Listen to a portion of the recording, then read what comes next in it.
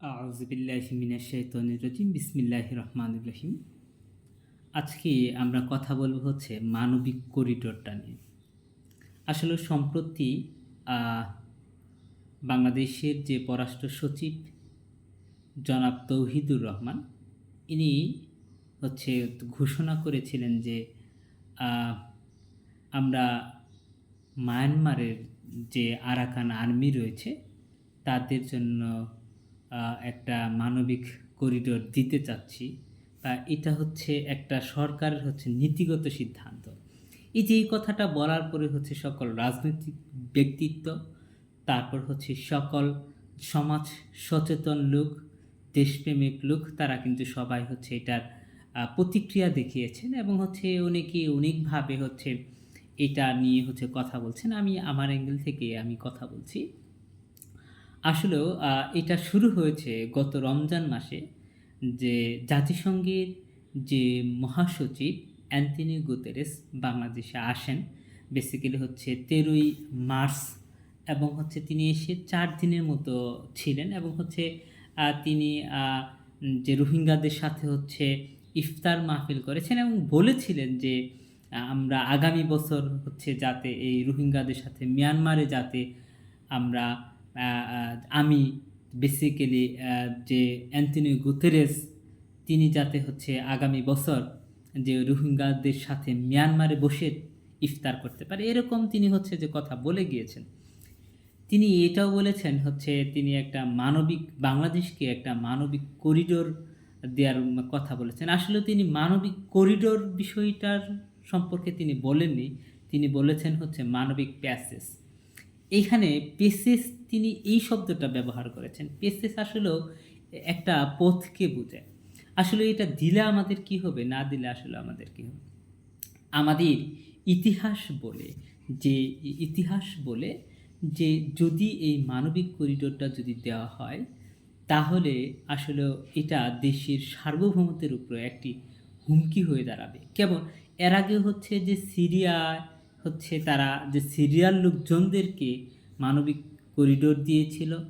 তারপর হচ্ছে আমরা যদি বলি যে হচ্ছে বিভিন্ন দেশ হচ্ছে যে মানবিক করিডোরের নামে তারা হচ্ছে এটা নিয়েছে, কিন্তু অবশেষে সেখানে কিন্তু একটা হচ্ছে তাদের একটা যে তাদের সৈন্য নিয়ে আসছে এবং তাদের অবস্থান হচ্ছে তারা যে তৈরি করে। বেসিক্যালি এটা পশ্চিমা বিশ্বের একটা চাল হতে পারে সম্ভবত। কারণ ইতিহাস তাই বলে, এবং এই ইতিহাসের মাধ্যমে আমরা এটা দেখছি যে আসলে মানবিক করিডোরটা দেওয়া আমাদের জন্য আসলে হুমকিস্বরূপ।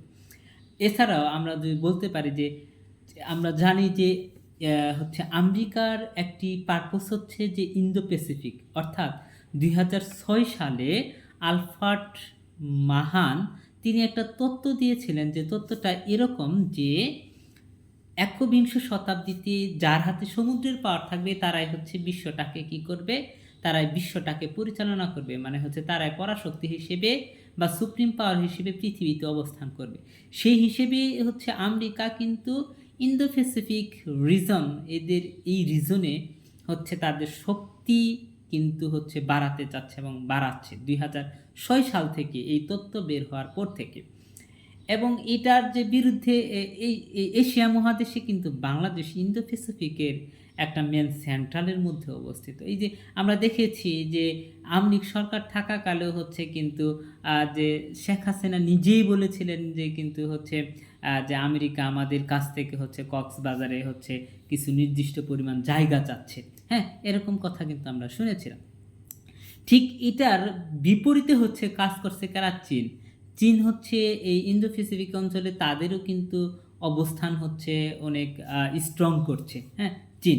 এবং হচ্ছে চীনের যে, যে অবস্থানটা হচ্ছে তারা আ দৃঢ় করছে, এবং এই অনুযায়ী হচ্ছে তারা কিন্তু আমেরিকাকে কিভাবে এইখানে প্রহিবিটেড করা যায় এবং হচ্ছে তাদের কিভাবে মোকাবিলা করা যায়, তারা কিন্তু এভাবে কাজ করে যাচ্ছে।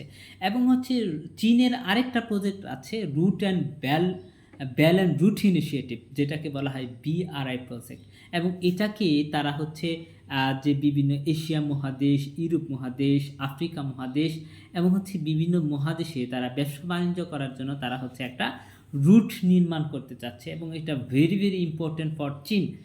এবং হচ্ছে এই চায়না যে তাদের BRI প্রজেক্টে ডিটারমাইন করছে এবং এটার মাধ্যমে তারা তাদের হচ্ছে যে তাদের ব্যবসা-বাণিজ্য হচ্ছে ইনক্রিজ করছে এবং সেই সাথে তারা কিন্তু আমেরিকাকে একটা মোকাবেলা করতে চাচ্ছে। Like that's. এখন এই জায়গায় আবার আমেরিকা কি হচ্ছে আমেরিকা এই জায়গায় তাদের সৈন্য নিয়ে আসবে, এটা কি চীন চাবে? কখনো চাবে না।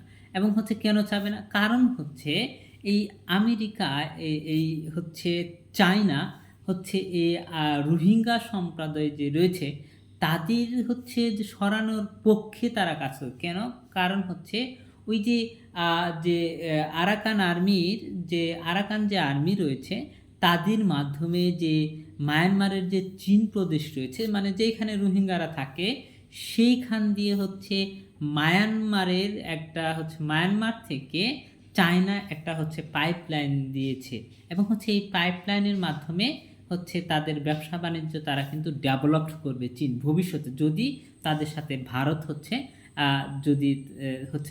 যদি তাদের ব্যবসা বাণিজ্যে কন্ট্রাডিকশন হয়ে দাঁড়ায় সেক্ষেত্রে কিন্তু তারা ওই যে মায়ানমারের যে পাইপলাইন রয়েছে তারা সেটা ব্যবহার করবে। দ্যাটস হোয়াই এই জায়গায় চীন কখনো চাবে না যে আমেরিকার একটা সৈন্য বাংলাদেশের মাটিতে আসুক। কারণ হচ্ছে চীন কিন্তু বড় ধরনের একটা পার্ট হচ্ছে হয়ে দাঁড়িয়েছে বাংলাদেশের ব্যবসা বাণিজ্যে। আমরা যদি বলি যে বাংলাদেশের যে সামরিক যে অস্ত্রগুলো রয়েছে এর হচ্ছে 70% কিন্তু আমরা এই চীন থেকেই নিয়ে থাকি। দ্যাটস হোয়াই আমাদের এটা হচ্ছে এই মানবিক করিডোরটা আমরা দিব কি দিব না এটা হচ্ছে ডিটারমাইন করে হচ্ছে আমাদের সার্বভৌমত্বের উপরে এটা ডিটারমাইন করে এবং হচ্ছে সার্বভৌমত্বের যে হুমকি স্বরূপ হয়ে দাঁড়াবে। দ্যাটস ওয়াই এটা দিতে গেলে অবশ্যই আমাদের হচ্ছে পজিটিভিটিটা চিন্তা করে তারপর হচ্ছে আমাদের সামনের দিকে এগোতে হবে। ধন্যবাদ সকলকে।